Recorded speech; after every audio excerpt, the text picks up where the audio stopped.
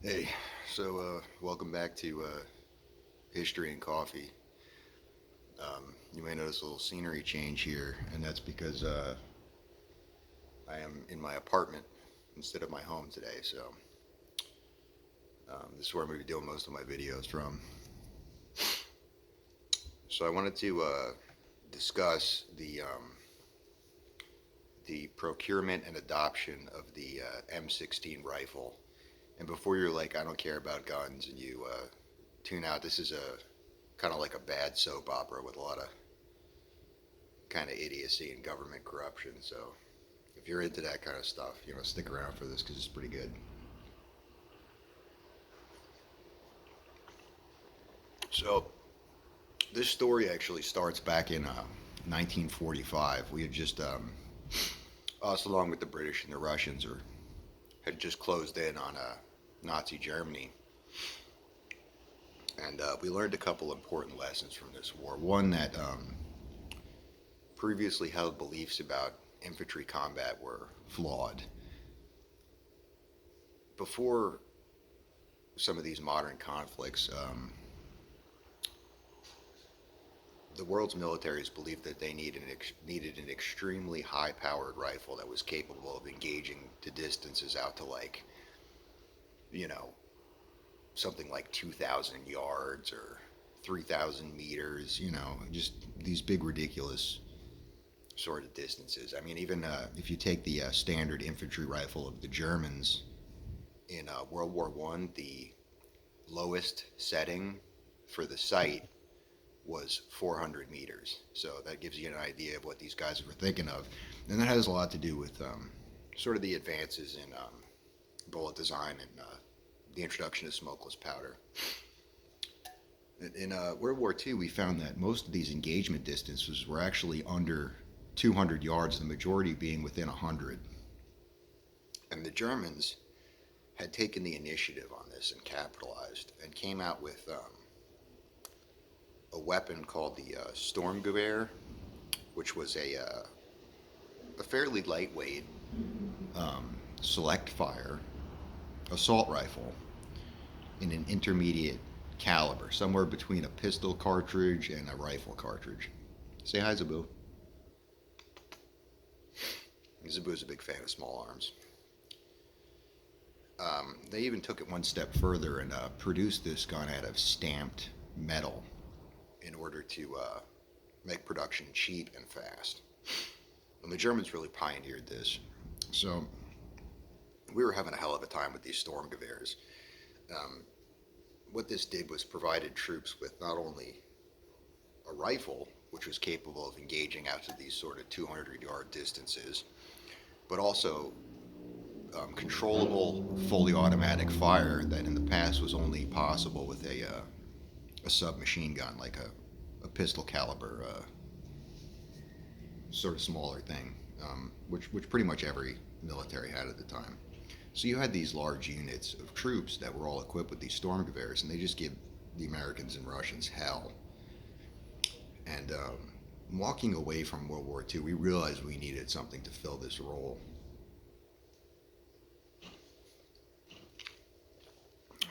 So the Russians took this and they developed the now famous AK-47 pattern rifle, which of course was in an intermediate caliber.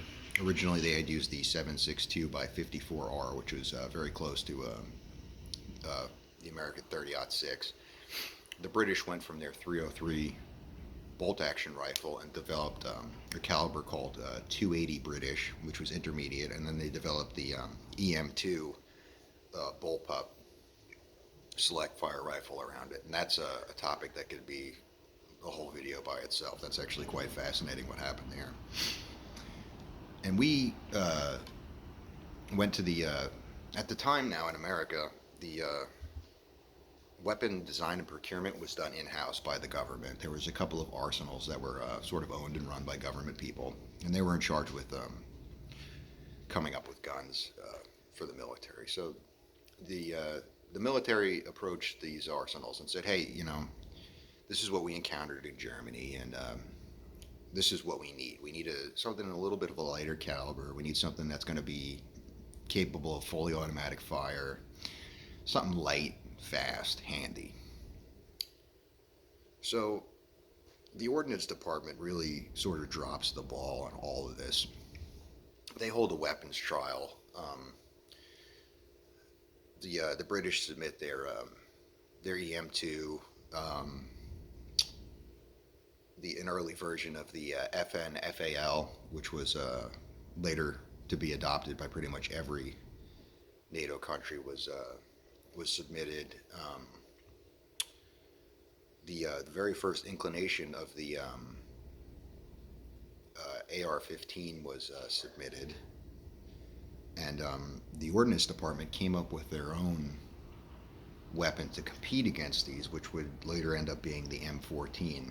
Now, the M14 was essentially an M1 Garand, which was our standard rifle in World War II, except it was the gas system was modified. Um, I believe they went from a long stroke to a short stroke piston, and they added a 20 round detachable box magazine. And they also took the 30-06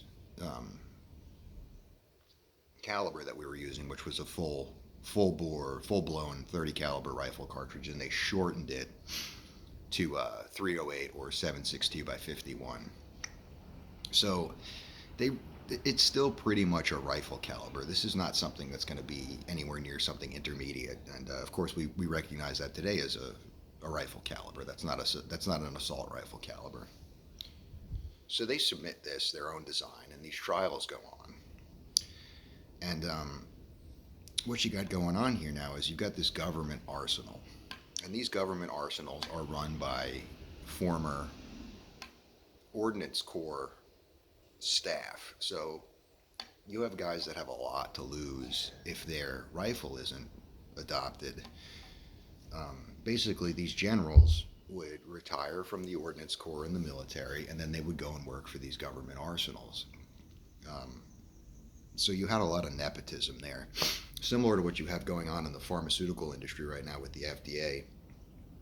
These FDA officials are all former pharmaceutical company reps and vice versa. So, of course, they're going to show favoritism to their companies, and anything else comes along that they haven't developed themselves, they're kind of nixed it. And that's a whole another video by itself.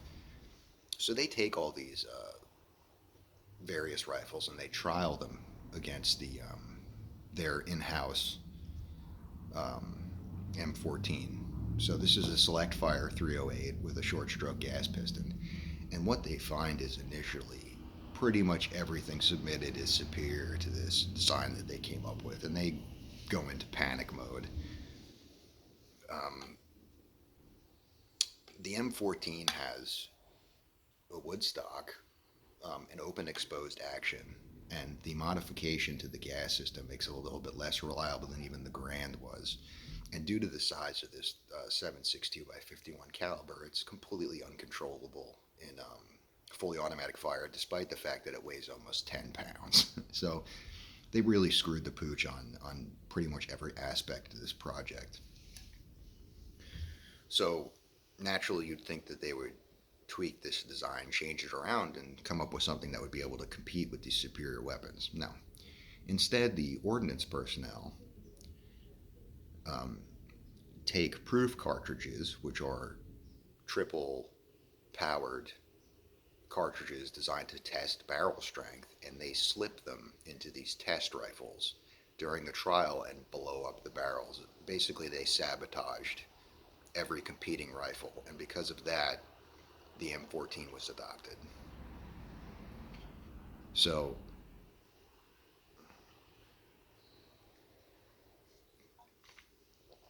they're happy. The government is happy. The government doesn't have to source a rifle from a private manufacturer. They've got their in-house design, and troops are equipped with these M14s, and they're sent off to Vietnam. So you've got your M14 woodstock exposed action rifle, and now this rifle is getting dragged through the mud and humidity of Vietnam, and it is failing. It is failing miserably. Of course, anybody could have predicted this. the mud's getting in the action, the stocks are swelling from the humidity.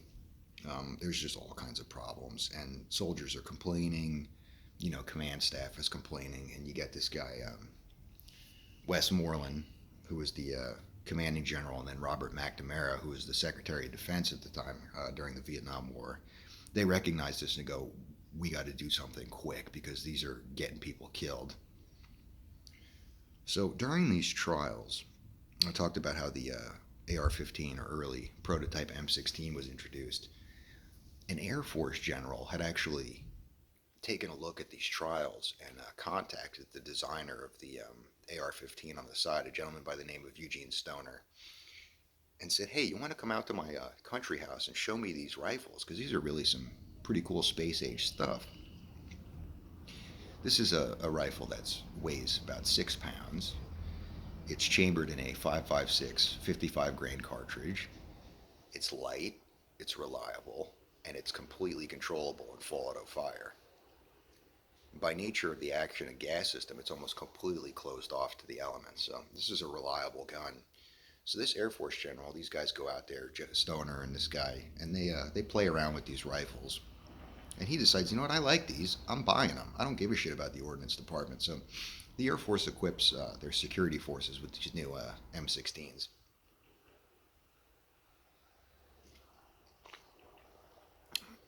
Now, the emergency that had taken place in the rest of the military, namely the Army and the Marines, with these M14 rifles failing, they needed something quick. They take notice of these Air Force, which is now the M16, that it's been adopted, and they go, you know what? We need those.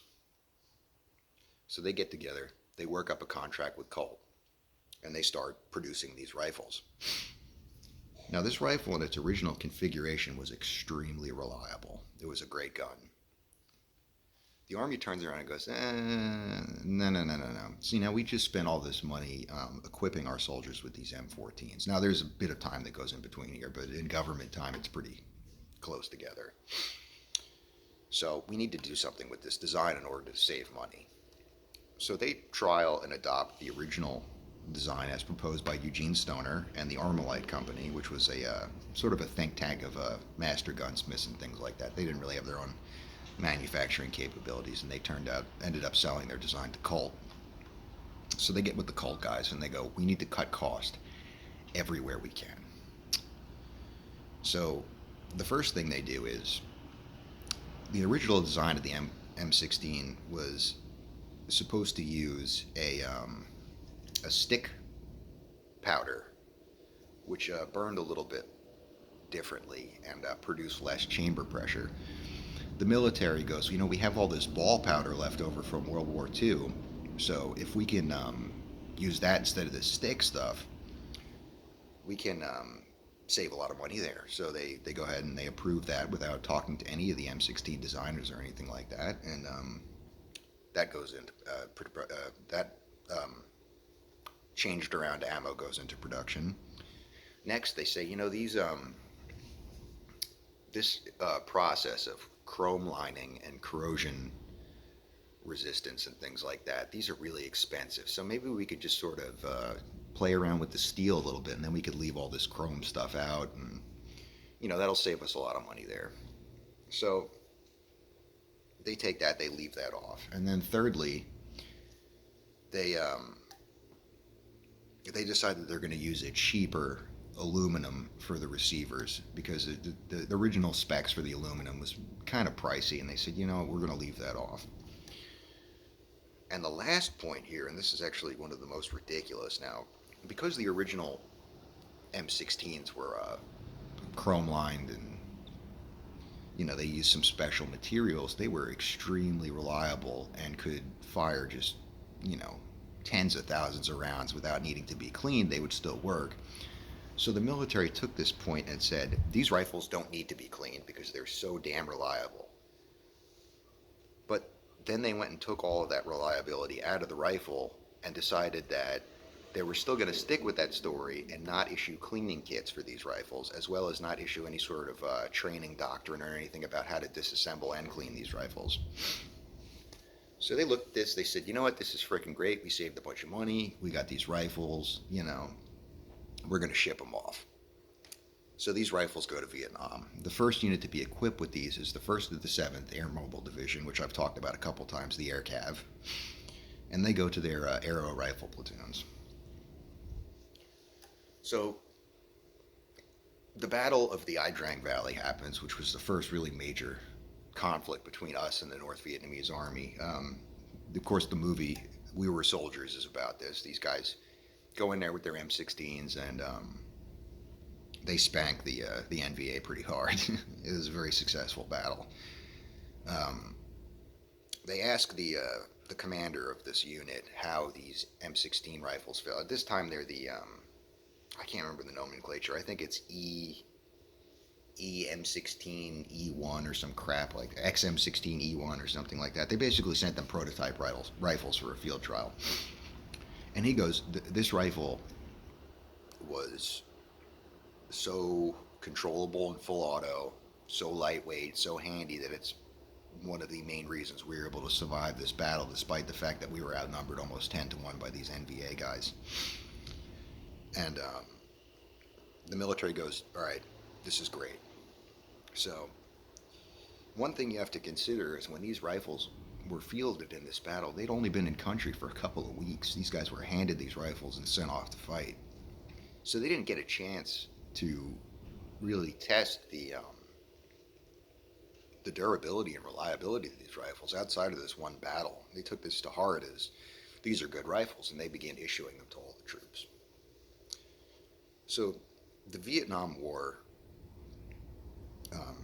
goes on, and 65, 66, 67, and between these times now, these rifles are failing miserably. It got so bad that people were actually begging for their old M14s back. Soldiers were carrying 30 caliber M1 carbines from the Second World War in order to stop, in order to avoid these horrible rifles. So I'm going to go through each of these changes that they made and then talk about why this failed. So first, when you switch powders, you change chamber pressure. The rifle was designed around one chamber pressure. When they decided to cut cost and add this ball powder, they increased the chamber pressure to the point where it was actually causing cases to rupture, bolt carriers to shear apart. I mean, these rifles were pretty much exploding because of this. They were not designed to handle this. Second, when they got rid of the chrome lining, the humidity in Vietnam would eat these things alive. I mean, there's reports of bores and things like that that were rusted almost completely shut.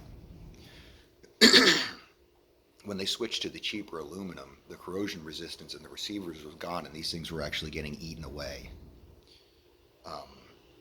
A good source on this is the Small Arms Solutions channel. That guy goes into great detail about the sort of the receivers pretty much disintegrating in combat. So essentially, these rifles don't work. They break. After, a month or so in Vietnam, they're almost completely unusable. And the government knows this is going on, and they decide, well, whatever.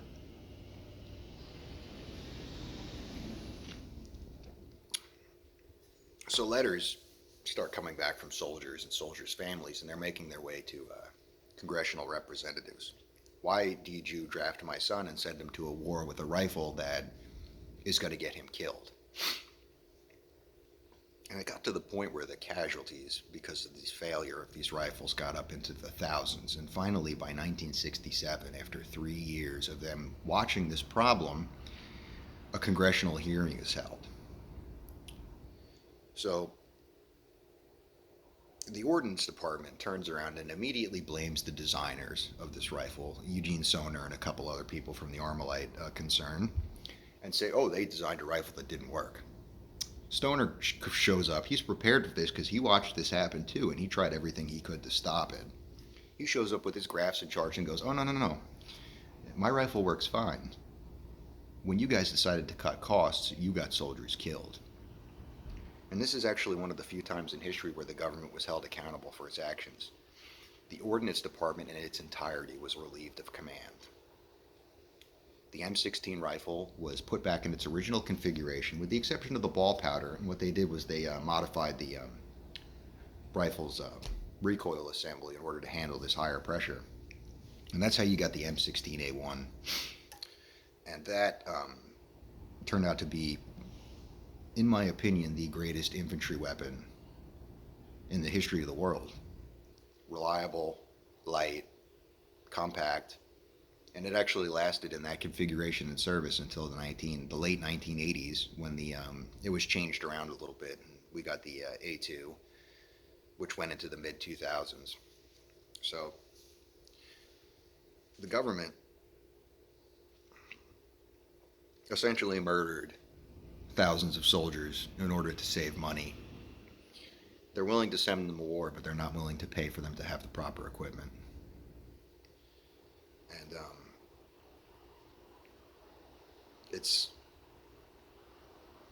these guys got relieved of command, but what happened was atrocious. And it's also one of the reasons why we have this. The M16 sort of has this reputation of being this junk rifle, and it was true then, but it's not true now. It's an extremely reliable weapon. It's a great infantry weapon. The caliber is extremely effective, despite sort of these old wives' tales that's basically the origin of all the M16 is a plastic piece of shit, and so on and so forth. So I hope you enjoyed the video. Stay tuned for more coffee, history, and poor government decisions.